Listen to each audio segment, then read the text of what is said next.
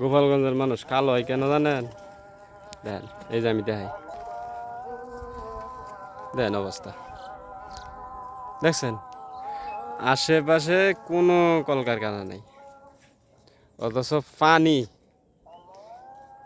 টিউবওয়েলের পানি যেই কথা, খাল বিল নদী নালা হাওর বিলের পানি একই কথা। দেখছেন কি পরিমাণে কালো পানি, অথচ আশেপাশে কোনো প্রকারের এই যে কলকারখানা নাই, কোনো প্রকারের কলকারখানা, এটা হলো প্রত্যন্ত অঞ্চল, একবারে গ্রাম অঞ্চল। এই যে দেন রাস্তাঘাটের অবস্থা, ঠিক আছে, এই পানি কি পরিমাণে খালা, দেখছেন? হুম, পানি এরকম কালো, খালের পানি যেরকম, নদীর পানি এরকম, আবার এই সেই টিউবওয়েলের পানি এরকম, ঠিক আছে। দেন এই যে এখন পানির কালোর তফাৎটা বুঝেন, এই যে বাঁশের সাঁকু আছে, এই সাঁকুর নিচে তাকান এবার, দেখছেন?